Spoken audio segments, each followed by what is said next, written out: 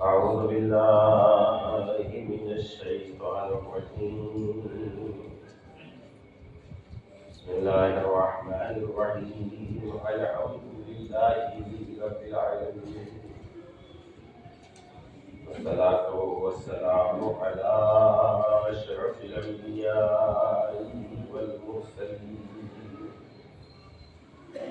وخاتم النبيين مولانا مقتدانا وحبيبنا وسيدنا أبي القاسم محمد. اللهم صل على محمد وعلى محمد. الطيبين الطاهرين المعصومين الغر الميامين الذين ذهب الله عنهم الرجس إلى البيت وطهرهم تطهيرا. اللهم صل على محمد وعلى محمد. أما بعد فقد قال الله الحكيم في كتابه الكريم وهو أصدق الصادقين وقوله الحق. بسم الله الرحمن الرحيم. وذكر بأيام الله. اللهم صل على محمد وعلى محمد. سورہ مبارکہ ابراہیم کی چوتھی آیت کا ایک مختصر سا فقرہ ہے جو ہم نے اس شب کی مناسبت سے آپ کی خدمت میں تلاوت کیا ہے. اس کا ترجمہ ہے وذکر بأیام اللہ. اے پیغمبر، لوگوں کو خدائی دنوں کی یاد دلاؤ، لوگوں کو اللہ کے دنوں کی یاد دلاؤ، وہ دن جو خدا کے دن. تو خدا کے دن تو ساری کائنات میں ذرہ ذرہ ہر کچھ خدا کا ہے. تو پھر ایام اللہ کی بات کیا ہے؟ وذکر بأیام اللہ، خدائی دنوں کی اللہ کے دنوں کی یاد دلاؤ. تو ظاہر سی بات ہے کہ جب سارے دن اللہ کے ہیں، کائنات کا ذرہ ذرہ اللہ کا ہے، تو خصوصیت ان دنوں کو ہے. اصل میں یہ ان دنوں کی طرف اشارہ ہے جن دنوں میں کوئی ایسا واقعہ رونما ہو یا کوئی ایسی شخصیت وجود میں آئے جس کی وجہ سے خدا کے انعام اور نعمتوں میں اضافہ ہو جائے اور اس کی ذات بابرکت سے خدا کی رحمت شامل حال ہو جائے. تبھی تو وہ اللہ کا دن ہے. دنیا میں اللہ نے ایسے لوگوں کو بھی پیدا کیا ہے، خلق کیا ہے، جن کی وجہ سے خدا گناہ کاروں کے گناہوں کو معاف کر دیتا ہے، جن کی وجہ سے خدا جو ہے بد نصیبوں کو نصیب لکھ دیتا ہے، بد قسمتوں کی قسمتوں میں اولاد پیدا کر دیتا ہے. ایسے بھی لوگ اس دنیا میں آئے جن کی وجہ سے خداوند عالم کا انعام اور نعمتیں شروع ہو جائیں. اور جب ہم کائنات میں ایسے لوگوں کو دیکھتے ہیں تو معصوم اور غیر معصوم کی فہرست تو بہت طویل ہے، لیکن گھرانہ عصمت اور اس میں بھی ذات امام حسین علیہ السلام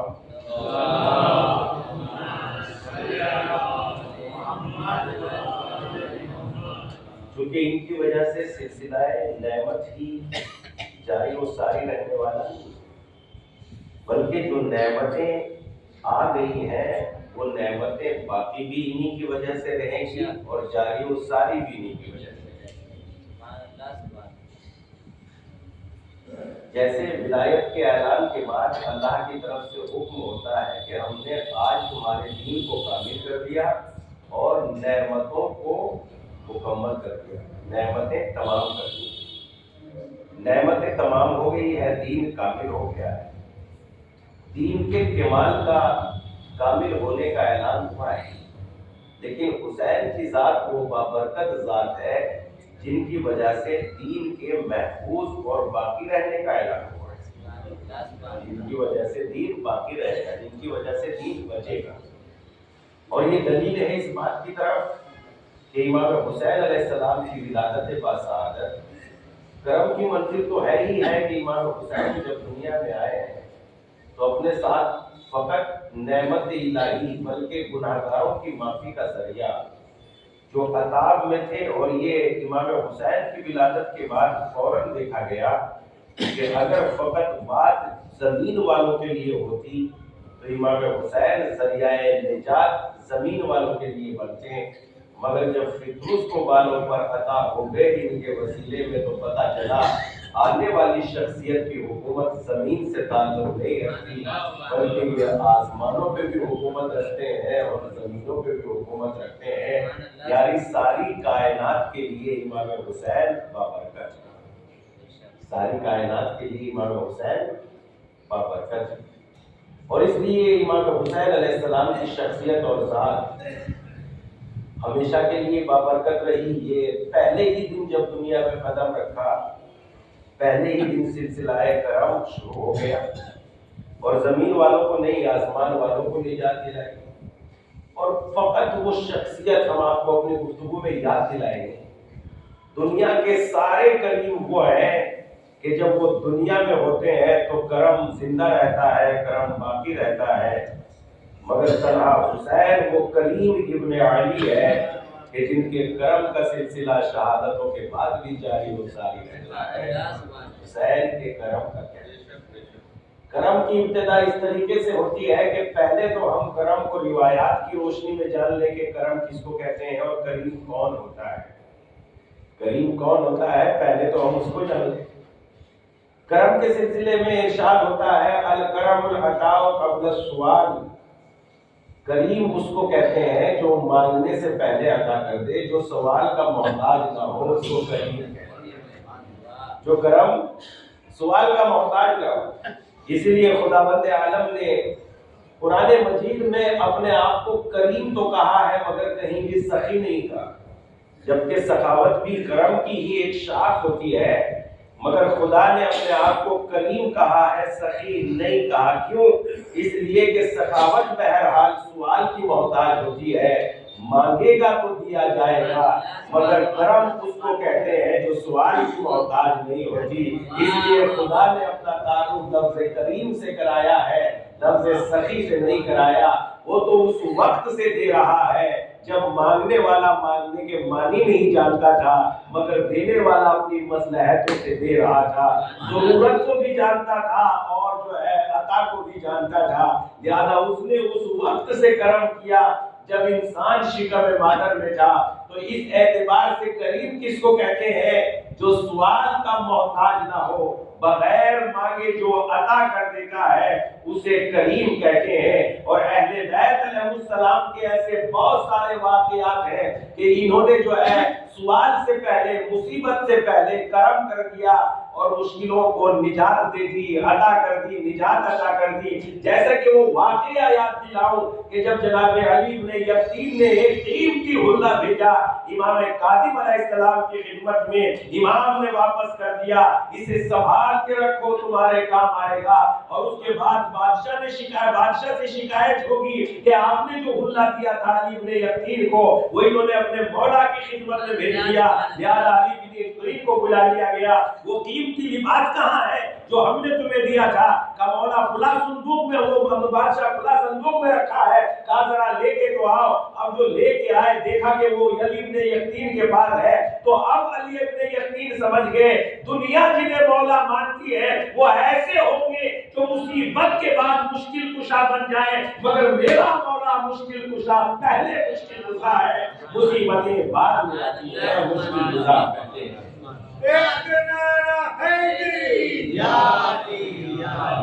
نعرے حیدری، نعرے بلند، نعرے سلوان۔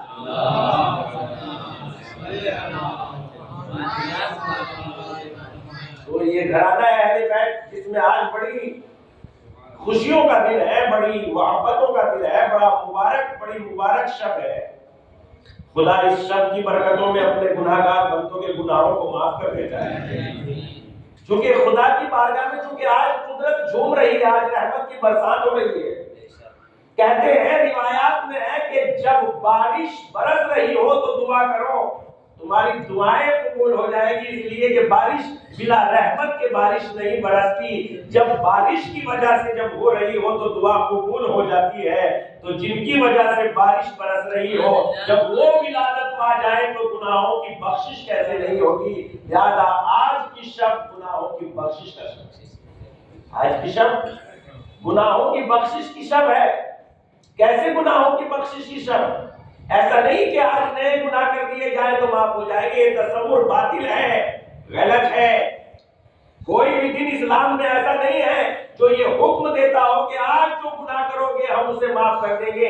ہاں ایسے تو احکام ہے اسلام میں کہ پچھلے جو گناہ ہو گئے ہیں ہم آج کی برکت میں تمہارے گناہوں کو معاف کر دیں گے, مگر گناہ کی اجازت اسلام نے کہیں دی نہیں ہے کوئی بھی. زیادہ کسی بھی دن گالی نہ دیجیے. ہمارے معاشرے میں یہ ایک تصور پایا جاتا ہے کہ آج سب کچھ معاف کر دیا جائے گا. کوئی دن ایسا نہیں ہے.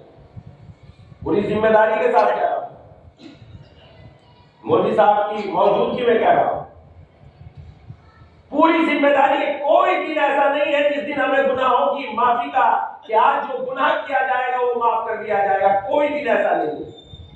اور گناہ قصدن گناہ کرنے کے تو معنی کچھ اور ہے. ہاں گناہ ہو گیا ہے, ٹھیک ہے, کوئی مسئلہ نہیں.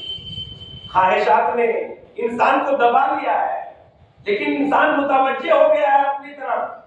تو اس اعتبار سے آج کی شب گناہوں کی بخشش کی شب ہے. جو ہو گئے کرنے والے کا نیت نہ کرے کہ آج جو کریں گے وہ معاف کرے, نہیں. الفاظ کا بھی حساب رکھنے والے موجود ہیں ملک ہمارے کندھوں پر. تو اس اعتبار سے حسین کے کرم کا سلسلہ شروع ہوتا ہے. اور سب سے پہلے جب امام حسین پیدا ہوتے ہیں, ملک آتے ہیں اللہ کے نبی کی بارگاہ میں مبارکباد دینے کے لیے. ملک آتے ہیں مبارکباد دینے کے لیے. اور جب ملک آتے ہیں مبارکباد دینے کے لیے اللہ کی خدمت میں, اللہ کے نبی کی خدمت میں, اور خدا کا بھی یہ انتظام کتنا عظیم انتظام تھا. یہ ملک ادھر سے ہی کیوں گزرے؟ اس لیے کہ اللہ کی بغیر مشیت و اجازت کے ملک جو ہے ذرے کے برابر بھی جو ہے ادھر سے ادھر نہیں ہو سکتا. ملک ہے, اللہ نے فرشتہ بنایا ہے. اور فرشتوں کی تعریف نہج البلاغہ میں جو امیر المومنین نے کی ہے, اتنے عظیم فرشتے ہیں کہ ان کے قدم زمین میں دھسے ہوئے ہیں اور ان کی گردنیں آسمان سے نکلی ہوئی ہے, مگر وہ خدا کے روب کے سامنے اپنی آنکھوں کو جھکائے ہوئے ہیں. اور جو رکوع میں ہے وہ رکوع میں ہے, جو سجدے میں ہے وہ سجدے میں ہے, جو قیام میں ہے وہ قیام میں ہے. فرشتے ہیں, ملک ہے, لیکن یہی سے کیوں گزرے جہاں وہ ملک عذاب میں گرفتار بلا پڑا ہوا تھا, اسی خرابے سے کیوں گزرے؟ اس لیے کہ آج رحمت بھی یہ چاہتی تھی کہ ادھر سے یہ فرشتے گزرے اور اس پتروس کو یہ پتا چلے کہ آج رحمت الہی دوبالا ہو گئی ہے, اور یہ گزارش کرے اور ہم اجازت دے کے لے جاؤ پیغمبر کی خدمت میں, تاکہ ہماری رحمت کا شامل حال بھی ہو جائے اور حسین کی عظمت کا اقرار بھی ہو جائے. ایک صلوات پڑھ دے محمد و آل محمد.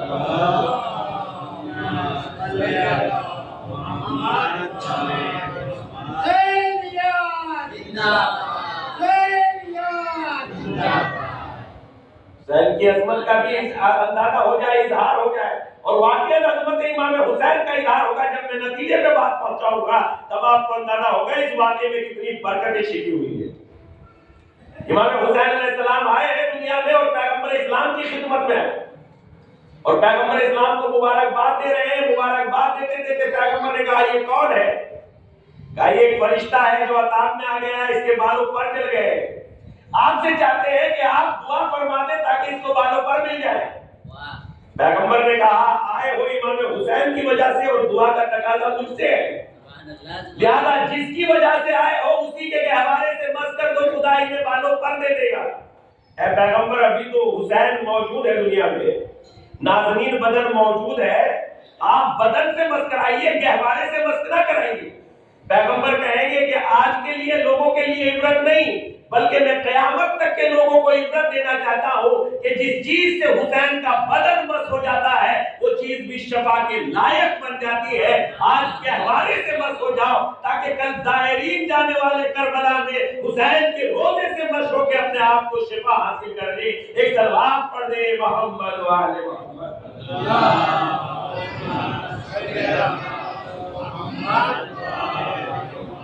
لہذا قیامت تک کا انتظام کیا پیغمبر نے، قیامت تک کا انتظام کیا تاکہ قیامت تک امام حسین کا کرم زندہ رہے، شفا ملتی رہے۔ اور اس کے بعد امام حسین علیہ السلام کا کرم، کریم کس کو کہتے ہیں؟ الکرم العطاء قبل السؤال۔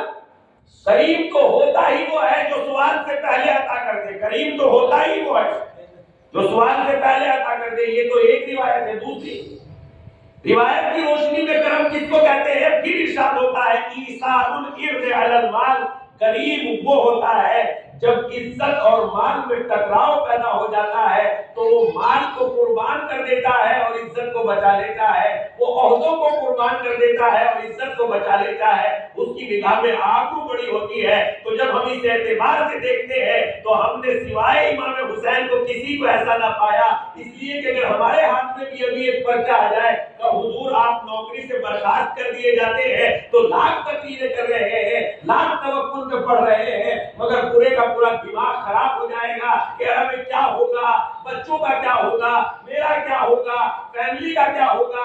یاد اگر چار باتیں سننی بھی پڑ جاتی ہیں تو ہم سر جھکا کے اس لیے برداشت کر لیں گے، ارے کم سے کم جو ہے کچھ بھی نہیں ہے، عزت ہی تو جا رہی ہے، نوکری تو سلامت ہے۔ تو پتہ چلتا ہے دنیا میں کہنے والوں میں یہ بات تو بہت کہی جاتی ہے کہ جب جان اور مال میں، جب مال اور آبرو میں مقابلہ ہو جائے تو آبرو بچا لی جاتی ہے، جان قربان کر دیا جاتا ہے، وہ مال قربان کر دیا جاتا ہے۔ لیکن ہماری عملی زندگی میں مال کو قربان کیا جاتا ہے، آبرو کو نہیں بچایا جاتا۔ اور پھر تیسری بات جو روایت میں آئی ہے وہ روایت میں یہ آئی ہے کہ اگر کسی پہ کچھ کرم کر دو، اگر کسی کے ہاتھ پہ کوئی چار پیسے رکھ دو، اگر کسی کے ساتھ مہربانی کر دو تو دیکھو اس کے شکریہ کے محتاج نہ رہنا، پلٹ کے یہ انتظار نہ کرنا کہ وہ تمہیں شکریہ کرے گا۔ مگر ہماری دنیا میں یہی دیکھا گیا، ایک گلاس پانی پلا دیا، ارے پلٹ کے شکریہ کیا کہتا، ایک وقت کا کھانا کھلا دیا، ارے وہ تو اتنا نالائق ہے کہ ایک لفظ شکریہ بھی ادا نہیں کرتا۔ مگر امام علی نے کیا فرمایا؟ امام نے روایت میں فرمایا اگر تم نے کسی پہ کوئی کرم کر دیا تو پلٹ کے شکریہ کا محتاج نہ رہنا، پلٹ کے شکریہ کا انتظار نہ کرنا، اس لیے کہ جب تم کرم کرتے ہو تو اپنی عزت کو منواتے ہو، عزت کو دیتے نہیں ہو۔ تو تم نے منوایا کتنا ہے اور دیا کتنا ہے، لیکن جب ہم ان ساری باتوں کو روایات میں سمیٹ کے دیکھتے ہیں تو دنیا میں ایک بندہ بھی نہ ملا جو کرم کرنے کے بعد شکریہ کا محتاج نہ ہو۔ مگر اللہ نے ایسے بندوں کا بھی تعارف کرا دیا قرآن میں جنہوں نے کرم تو کیا مگر شکریہ کا انتظار نہ کیا، اور کہا لا نرید منکم جزاء ولا شکورا، نہ تو ہم شکریہ چاہتے ہیں نہ تم سے جزا چاہتے ہیں۔ اور ان میں ایک ذات حسین ابن علی کی بھی ہے، نہ تو ہم جزا چاہتے ہیں نہ ہم تم سے شکریہ چاہتے، لا نرید منکم جزاء ولا شکورا۔ اور یہ الفاظ نہیں ہے اہل بیت علیہ السلام کے، یہ الفاظ نہیں ہے۔ امام صادق علیہ السلام نے ارشاد فرمایا سایہ کریمہ کی ذہن میں کہ ان کے دل میں ایسا ارادہ تھا، الفاظ نہیں کہے اہل بیت نے، ان کے دل میں ایسا ارادہ تھا تو خدا نے ان کی دل کی نیت کو لفظ میں تبدیل کر کے یہ آیت کو نازل فرمایا۔ سوچو حسین کتنے بابرکت ہے جن کے دل کی نیت کو خدا اپنے کلام میں جگہ دے دیتا ہے، وہ حسین ابن علی کی ذات ہے، وہ حسین ابن علی کی ذات ہے۔ زیادہ حسین ابن علی نے کرم کیا، اور جب حسین ابن علی کرم کر رہے ہیں تو کرم کا سلسلہ پھر جاری و ساری ہوتا ہے، اور کرم بے پناہ روایات کی روشنی میں امام حسین علیہ السلام کریم ہے، پیدا ہوتے ہی آسمان والوں پہ کرم کیا، اور جب سلسلہ کرم چل نکلا تو امام حسین علیہ السلام کے سامنے ایک جگہ وہ بھی آئی جہاں امام حسین علیہ السلام ایک عیادت میں پہنچے، بلکہ اس سے پہلے واقعہ ملتا ہے۔ واقعہ کیا ملتا ہے؟ واقعہ یہ ملتا ہے کہ حاکم شام نے اس کے قبضے میں بیت المال تھا، تو لوگوں کو کچھ پیسے دیے، اور جب لوگوں کو کچھ پیسے دیے، جو بڑی باپ کی اولاد تھی، بڑے باپ کی شخصیتیں تھی، ان کو کچھ پیسے دیے کہ جاؤ ان کی خدمت میں یہ پیسے پہنچاؤ، اور ساتھ میں کچھ تھوڑا تھوڑا تبصرہ بھی کر دیا کہ جب وہ فلاں کو پیسے ملیں گے تو وہ یہ کریں گے، جب ان کو پیسے ملیں گے تو وہ یہ کریں گے، اور سب کے پاس پیسے بھجوایا۔ لیکن جیسے ہی امام حسین کے پاس تھوڑا مال بھجوایا تو ایک مرتبہ لوگوں نے دیکھنا شروع کیا، ان کے پاس بھجوایا تو ٹھیک تھا، جیسے وہ ہے ایسے ہی آپ ہیں، اور جیسے آپ ہیں ویسے ہی وہ ہے، لیکن حسین ابن علی سے تو تعلق آپ کا دور دور کا نہیں ہے، کا کوئی مسئلہ نہیں ہے، مگر یہ دیکھو کہ میں لوگوں کو کتنا پہچانتا ہوں، لوگوں کی کتنی مردم شناسی ہے، کہا وہ کیا ہے، کہا جاؤ اور جا کے دیکھو، ان کو مال دیا تو انہوں نے یہ کیا، ان کو دیا تو انہوں نے یہ کیا۔ حسین کی خدمت میں جب مال پہنچے گا تو حسین اپنے لیے اس مال کو نہیں رکھیں گے، کہا پھر کیا کریں گے، کہا مجاہدوں کے جو بچے یتیم ہو گئے ہیں ان یتیموں کی خدمت میں مال کو تقسیم کر دیں گے۔ مرتبہ ایسا ہی ہوا، لوگ لے کے مال امام حسین کی خدمت میں پہنچے، جیسے ہی یہ مال امام حسین کی خدمت میں پہنچا ویسے ہی جو جاسوس لگے ہوئے تھے انہوں نے دور سے دیکھا کہ کیا حسین ایسا ہی کرتے ہیں جیسا کہ حاکم شام نے کہا ہے، وہی ہوا جیسا اس نے کہا تھا۔ کیا ہوا، امام حسین کی خدمت میں جیسے ہی مال آتا ہے ویسے ہی امام حسین آواز دیتے ہیں، ارے وہ لوگ کہاں ہیں جو راہ خدا کے مجاہدوں کے یتیم ہیں، انہیں بلا کے لایا جائے۔ لہٰذا یتیموں کو آواز دی اور سارا مال یتیموں میں تقسیم کر دیا، نہ اپنے لیے رکھا، نہ خاندان کے لیے رکھا، نہ حاشیہ نشینوں کے لیے رکھا، اور جب سارا مال تقسیم کر دیا تو یہ دوڑ کے حاکم کی خدمت میں پہنچے، ویسا ہی ہوا جیسا آپ نے کہا تھا۔ آپ کہاں سے انہیں پہچانتے ہیں، کہ جو آپ نہیں پہچانتے ہیں میں بنی ہاشم کو میں پہچانتا ہوں، اور میں انہی کے کرم کو نہیں جانتا، میں تو ان کے دادا کے کرم کو بھی جانتا ہوں، ان کے بابا کے کرم کو بھی جانتا ہوں، میں تو ان سب کے کرم کو جانتا ہوں۔ حسین تنہا کریم نہیں ہے، حسین کریم ابن کریم ابن کریم ہے۔ بس یہ پتہ چل گیا، ایک مرتبہ حاکم شام نے بیٹے کے لیے یہ کہا کہ حسین کریم ابن کریم ہے، اور دوسری مرتبہ پہلی مرتبہ باپ کے لیے یہ کہا جب علی نے علی کے اوپر پانی بند کر دیا اور پانی علی کے قبضے میں آیا تو اس وقت پھر ایک مرتبہ حاکم شام نے کہا علی پانی بند نہیں کریں گے، اس لیے کہ علی کریم ابن کریم ہے۔ بس کردار کو کردار سے ملا لے، جس کے پاس علی کا کردار ہے وہ حسین ابن علی ہے۔ ایک صلوات پڑھ دے محمد و آل محمد۔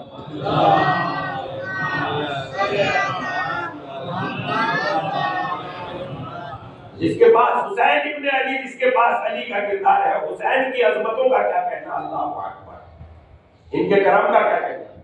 پھر اس کے بعد حسین ابن علی ایک جگہ سے گزر رہے، یہ کرم ہی نہیں کرتے بلکہ جو کرم کرتے ہیں کرم کرنے والوں کے اوپر بھی کریم ہے، جیسے ارحم الراحمین، رحم کرنوں میں سب سے بہتر رحم کرنے والا خدا ہے، ایسے ہی کرم کرنے والوں میں سب سے بہتر کریم حسین ابن علی ہے۔ حسین کے کرم کا کیا کہنا، جو کرم کرتے ہیں، جو دوسروں کے اوپر بھلائی کرتے ہیں، حسین ان کے اوپر بھی کرم کرتے ہیں۔ کیا ہوا واقعہ، یہ ہوا معاملہ، یہ ہوا کہ حسین ابن علی مدینے سے نکلے۔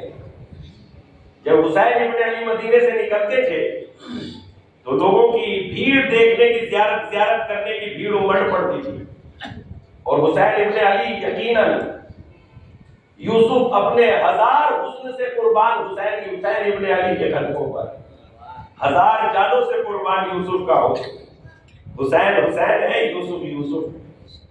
زیادہ لوگ دیکھنے کے لیے حسین ابن علی کو امڑ پڑتے تھے، وجیح چہرہ، خوبصورت بیان، اللہ اکبر، اور اس میں شان یہ کہ ایک طرف علی اکبر ہوا کرتے تھے اور ایک طرف جناب عباس ہوا کرتے تھے۔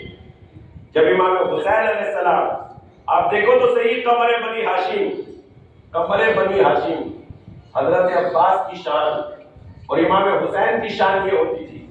یاد چلے جا رہے ہیں، حسین کریم، کرم کرنے والوں پہ کرم کرتے ہیں۔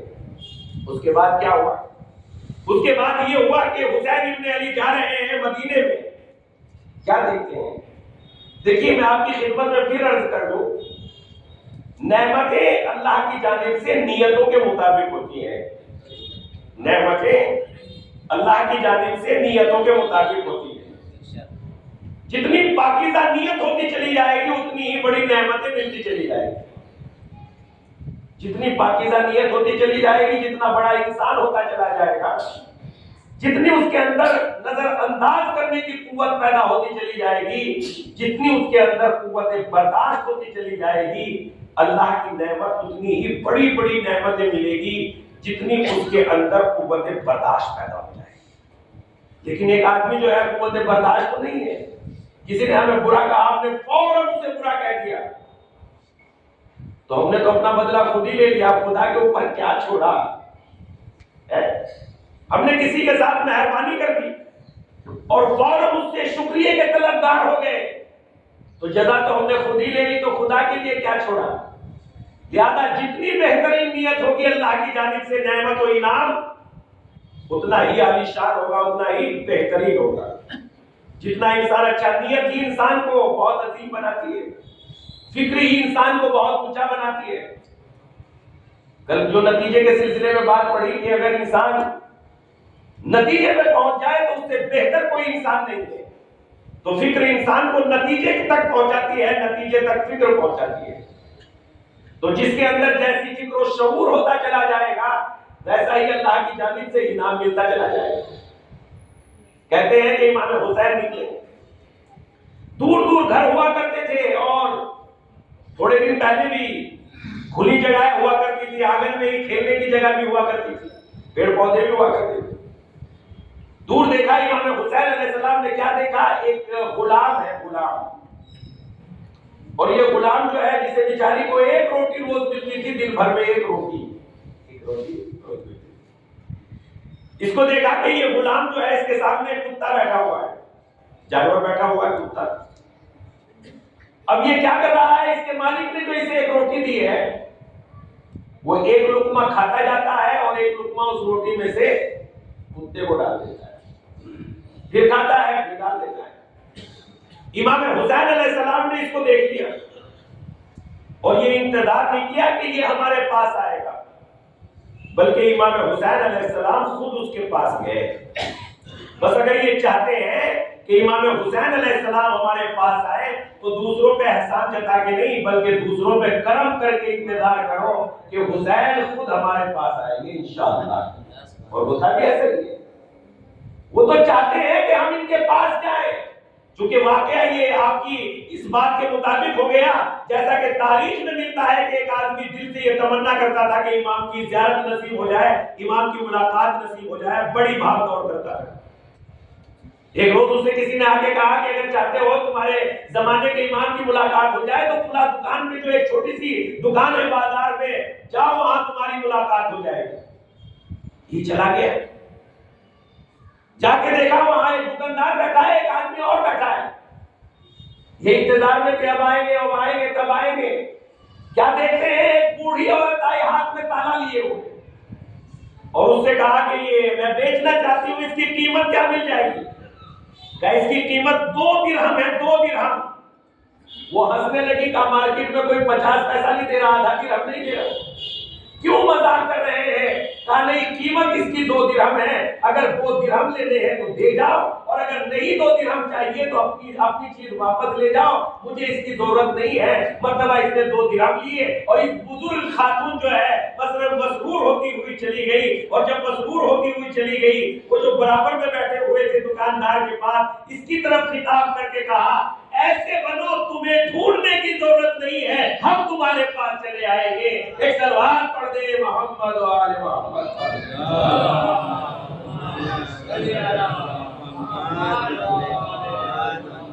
تو کردار ہی ہے، کردار ہی ہے جو ہمیں کربلا کا طواف کرنے کے بعد، کردار ہی ہے جو ہمیں پاکیزہ بناتا ہے، کردار ہی ہے جو ہم امام حسین خود ہماری زیارت، وہ تو سلام بھیجتے ہیں، وہ تو ہمارے ہاتھ سے واقف ہے.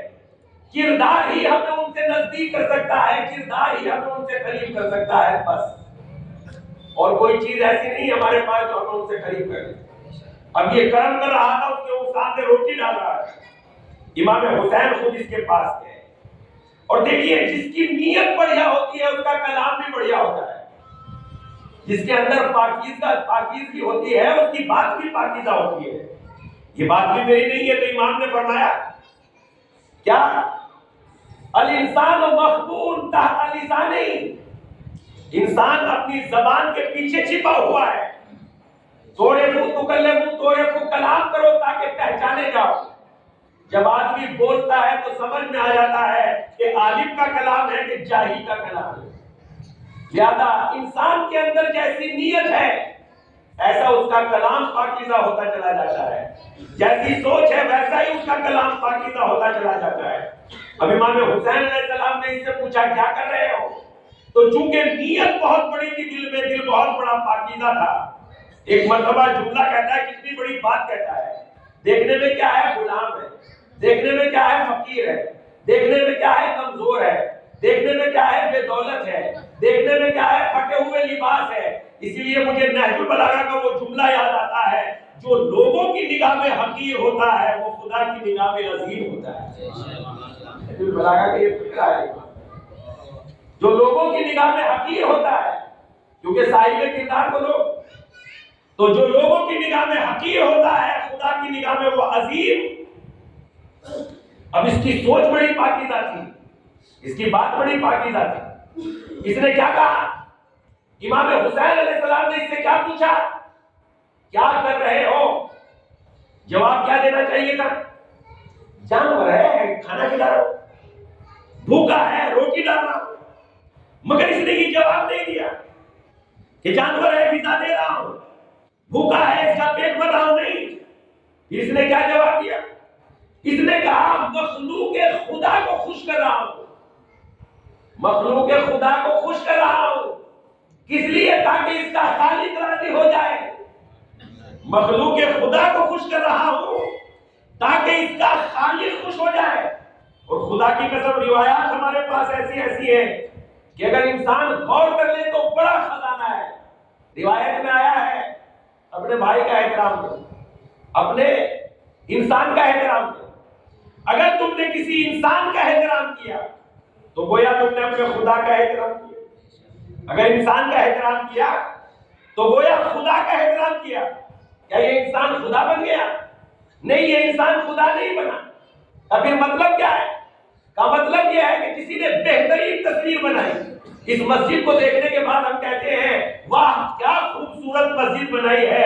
تو یہ مسجد کی تعریف نہیں ہے، یہ اس بنانے والے کی تعریف ہے جس نے مسجد کو بنایا ہے. ہم نے بہترین تصویر کو دیکھا اور کہا واہ کیا خوبصورت تصویر بنائی. تو یہ تصویر کی تعریف نہیں ہے، یہ مصور کی تعریف ہے. ہم نے مخلوق کا احترام کیا تو یہ مخلوق کا احترام نہیں ہے، یہ خالق کا احترام ہے. ایک سلام پڑھ دے محمد و آل محمد.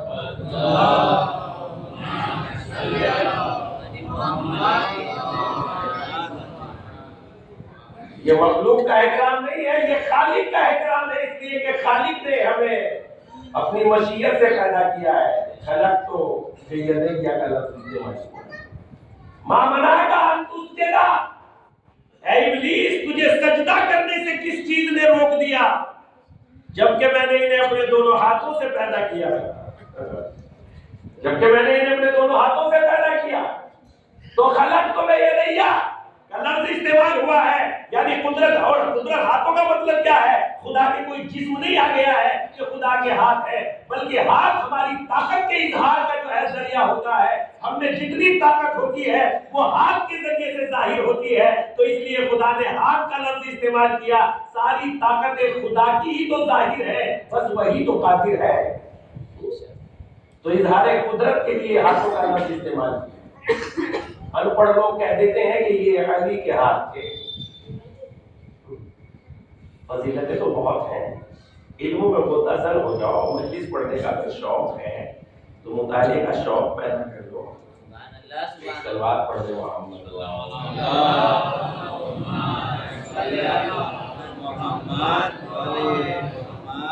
مطالعے کا شوق پیدا کر دو. پڑھی لکھی مجلس خود ہی چل جائے گی. بہت زیادہ لوگوں کو ادھر ادھر کیا کہتے ہیں دلالوں کو بٹھانے کی ضرورت. مسجد چلانے کے لیے دلالوں کو بٹھانے کی ضرورت نہیں ہے. خود ہی چل جائے گی. اگر پڑھی لکھی مسجد ہوگی، پڑھی لکھی اگر تقریر ہوگی تو خود ہی چل جائے گی. تو اس اعتبار سے جو ہے ہم نے جب کہ انہیں اپنے دونوں ہاتھوں سے پیدا کیا. اے ابلیس تجھے کس چیز نے بنایا؟ تو اظہار قدرت ہاتھوں سے جو ہے طاقت کا اظہار ہوتا ہے، اس لیے جو ہے ہاتھوں کا لفظ استعمال ہوا۔ اس کے بعد کیا ہوتا ہے کہ امام حسین علیہ السلام نے کیا کہا، ایک مخلوق کو خوش کر رہا ہو تاکہ اس کا خدا راضی ہو جائے۔ مخلوق کو خوش کرنے کا ثواب بہت زیادہ ہے، مخلوق کو خوش کرنے کا ثواب بہت زیادہ ہے۔ روایت ہے مسرور کے اعتبار سے روایت ہے کہ خوش کرنے کا ثواب، اگر ہم نے کسی کو خوش کر دیا ہے تو اس کا ثواب کیا ہے؟ اس کا ثواب یہ ہے کہ روایت میں آیا ہے کہ جب انسان کو قبر سے اٹھایا جائے گا تو اس کے ساتھ ایک نورانی صورت اور ملے گی، اس کے ساتھ ایک نورانی صورت اور ملے گی۔ اور جب نورانی صورت، قرآن مجید میں بھی کئی جگہ یہ ارشاد ہے کہ انسان کو خطرناک گھاٹیوں سے گزارا جائے گا، مادرا کا من عقبہ، تم کیا جانو وہ گھاٹیاں کیا ہے، وہ خطرناک عقبہ کیا ہے۔ تو اس اعتبار سے کئی جگہوں سے جو خطرناک گھاٹیاں ہیں ان سے ہمیں گزارا جائے گا، اور جب ہم ان گھاٹیوں سے گزریں گے تو بڑے خطروں کا مقابلہ کریں گے، سانپ بچھو خطرناک چیزیں۔ تو یہ صورت ہمیں ہر جگہ کہے گی، ہر میقات پہ کہے گی، بڑھو میں تمہارے ساتھ ہوں، اللہ تمہارے ساتھ ہے، آگے بڑھو آگے بڑھو آگے بڑھو۔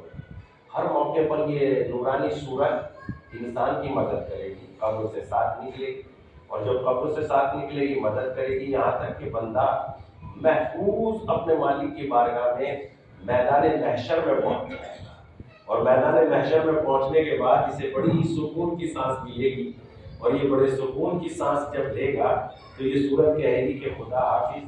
یہ آدمی کہے گا، اے خوبصورت شخص، ذات، شخصیت جو بھی، اے خوبصورت صورت، آخر جو ہے تم کون ہو جو تم نے ہر جگہ پر میرا ساتھ دیا ہے، ہر خطرے کی جگہ پہ میرا ساتھ دیا ہے۔ مرتبہ وہ صورت کہے گی، میں وہی خوشی ہوں جو دنیا میں تم مومن کے دل میں پیدا کیا کرتا تھا، دنیا میں جو تم مومن کے دل میں پیدا کیا کرتا تھا، یہ وہی خوشی۔ تو مسرور کرنا تو ایک مخلوق کو خوش کر رہا ہوں تاکہ اس کا خالق خوش ہو جائے۔ کتنی مدد کی تھی اس نے، اس کتے کو کتنا لقمہ دیا تھا، ایک روٹی، آدھی روٹی، ایک تو خود ہی ملتی تھی۔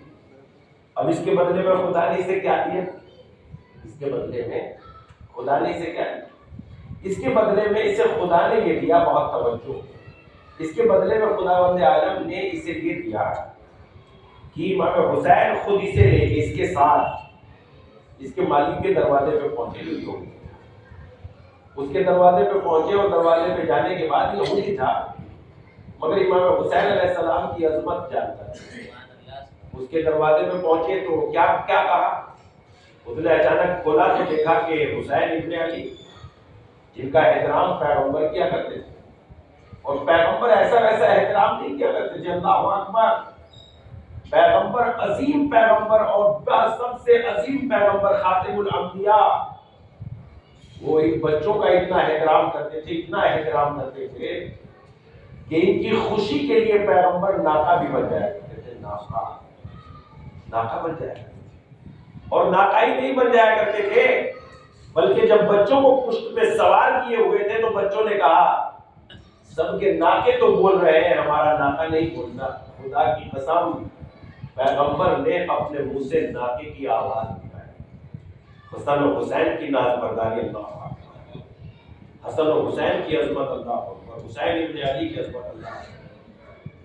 پیغمبر نے اپنے منہ سے ناکے کی آواز نکالی، اور جب پیغمبر نے منہ سے ناکے کی آواز نکالی، ہر جگہ پیغمبر نے اپنے بیٹوں کو پہچانوایا، حسن و حسین کا تعارف کرایا۔ ایک جگہ روایت میں ملتا ہے کہ حسین ابن علی اپنے جج پیغمبر اسلام کے دوش میں سوار تھے، کندھے میں بٹھائے ہوئے، کوئی وہاں سے کسی کا گزر ہوا، اور جب گزر ہوا تو اس نے تعریف کرتے ہوئے کیا کہا جانتے ہیں، واہ الحمدللہ نعم المرکب، اللہ اکبر، امام حسین سے خطاب کرتے ہوئے کہا، الحمدللہ نعم المرکب، کتنے بلند و بالا ہو آپ کہ اللہ نے آپ کو اتنی اچھی سواری دی ہے۔ پیغمبر کو ناگوار گزرا اور فوراً کہا، نادان مرکب کو کیوں دیکھتا ہے، سوار کو کیوں نہیں دیکھتا، یہ کیوں کہتا ہے اللہ نے کتنی اچھی سواری دی، یہ کیوں نہیں کہتا اللہ نے کتنے اچھے سوار دیے ہیں۔ صلوات پڑھ دے محمد کتنے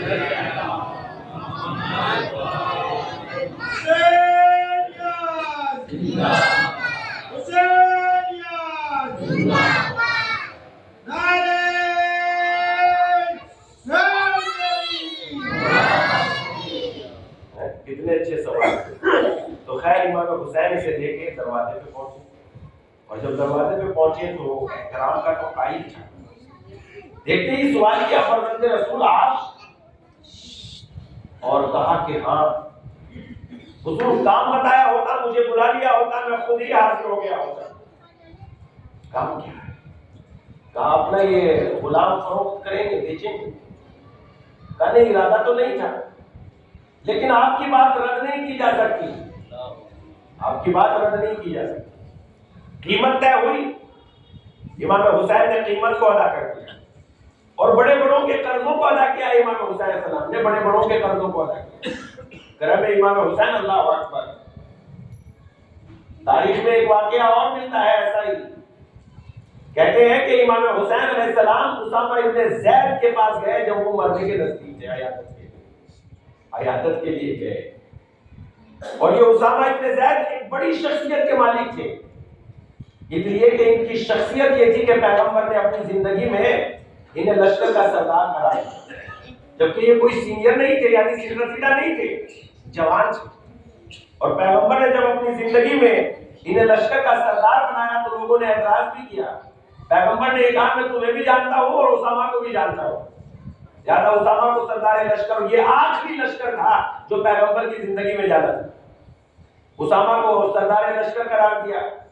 لیکن جب اقتدار کی ریل پہ لائی اور دولت کی میں لوگوں کے ایمان بہ گئے تو یہ اسامہ وہی شخصیت تھے جنہوں نے یہ دیکھا کہ اقتدار کی یا دشمنی مول لی جائے یا بیعت علی کر لی جائے، اور یہ اسی سوچ و بچار میں رہے کہ کیا کیا جائے، لہٰذا انہوں نے علی علیہ السلام کا ساتھ نہ دیا، اور جب علی علیہ السلام کا ساتھ نہ دیا تو مرتبہ جب بیمار ہو گئے تو ان کی خدمت میں حسین ابن علی پہنچے، اور جب حسین ابن علی پہنچے تو ان کے حالت چہرے پہ رنگ عجب ہی قسم کا تھا، کوئی رنگ جاتا تھا کوئی آتا تھا۔ ایک مرتبہ کہا، حسین ابن علی نے کہا اسامہ مرنا تو برحق ہے، آپ کے چہرے کا رنگ اتنا کیوں بدل رہا ہے، پریشان کیوں ہے؟ کہا فرزند نے کہا پریشان اس لیے ہوں 60,000 دینار 60,000 درہم کا جو ہے مقروض ہوں، اور میرے گھر میں کوئی ایسا نہیں ہے جو میرے مرنے کے بعد میرے قرض کو ادا کر دے گا۔ کہا اسامہ پریشان نہ ہو، اطمینان سے مر جاؤ، میں حسین ابن علی تمہارے قرض کی ادائیگی کا ذمہ لیتا ہوں، اور تاکہ اسامہ کو آرام سے موت آ جائے امام نے اپنے سامنے فرمان جاری کیا، جاؤ میرے گھر سے 60,000 درہم لے کے آئے، اور فوراً یہ کہہ بھی دیا اس کا قرض ادا کر دیا۔ واہ حسین کا کرم، اگر سلمان پہ یہ کرم کر کے تو لوگ کہتے بیعت علی کا اجر ہے، اگر مقداد پہ کر دے تو کہتے بیعت کی تھی تو اجر دیا ہے، مگر اسامہ پہ کرم کر کے کہا ہم وہ نہیں ہیں جو ہمارا اقرار کرتا ہے اسی پہ کرم کرتے ہیں، ہمارا کرم تو ابر کرم کی طرح ہے جو سب پہ برستا ہے، چاہے دوست ہو کہ دشمن، ہم سب پہ اپنا کرم کرتے ہیں۔ ایک سلوات پڑھ دے محمد و آل محمد پر۔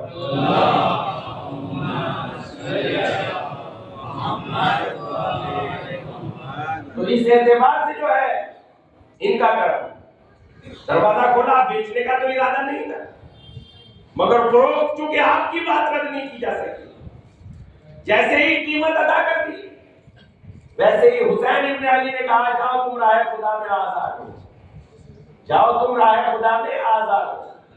کیا دیا تھا اس نے؟ ایک لقمہ روٹی، نیکی کتنی قیمتی ہوتی ہے۔ اس کے بعد کیا ہوا؟ اس کے مالک نے معلوم کیا کہ ماجرا کیا ہے۔ امام نے فرمایا کہ ماجرا یہ ہے کہ یہ ایک لقمہ خود کھا رہا تھا اور دوسرا لقمہ جانور کو ڈال رہا تھا۔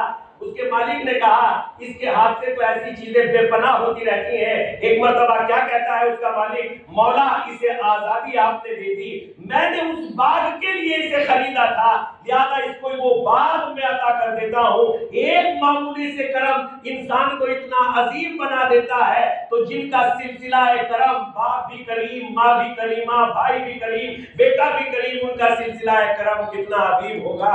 آج کریم کی ولادت ہوئی ہے، اس لیے اللہ کی بارگاہ میں ان کے کرم کے وسیلے سے اور ان کے وجود کے وسیلے سے دعا کریں، پروردگارہ حسین ابن علی کی برکتوں میں ہمارے گناہوں کو معاف فرما، پروردگارہ ہماری روزیوں میں برکت فرما، پروردگارہ ہمارے خاندان رشتہ دار بلکہ کل مومن مومنات بلکہ جہان میں جو بھی لوگ ہیں جو قابل ہدایت ہے، جان مال عزت کی آبرو کی حفاظت فرما، پروردگارہ تجھے واسطہ محمد و آل محمد کا بے گھروں کو گھر عطا فرما، بے اولادوں کو اولاد نرینہ عطا فرما، پروردگارہ تجھے واسطہ محمد و آل محمد کا ہماری جو بھی جائز حاجتیں ہیں انہیں پوری فرما، پروردگارہ قرضوں کو مقبوض کے قرضوں کو ادائیگی کے اسباب عنایت فرما، پروردگارہ تجھے واسطہ محمد و آل محمد کا ولایت علی پیغام حسین دنیا کے ہر انسان کی خدمت میں پہنچا سکیں ایسی توفیق عنایت فرما، پروردگارہ حسین ابن علی کے وجود بابرکت سے ہمارے گھر تو منور اور روشن ہے، ہم دوسروں کے اندھیروں کو بھی روشنی میں بدل دیں ایسی توفیق عنایت فرما، پروردگارہ بیماروں کو صحت کاملہ عطا فرما، پروردگارہ جو مرحوم ہو گئے ہیں ان کو صبر جمیل عطا فرما، پروردگارہ تجھے واسطہ محمد و آل محمد کا آقا کے ظہور میں تاجیل فرما، ہمیں ان کے آواز و انصار میں شمار فرما، ربنا تقبل منا انك انت السميع العليم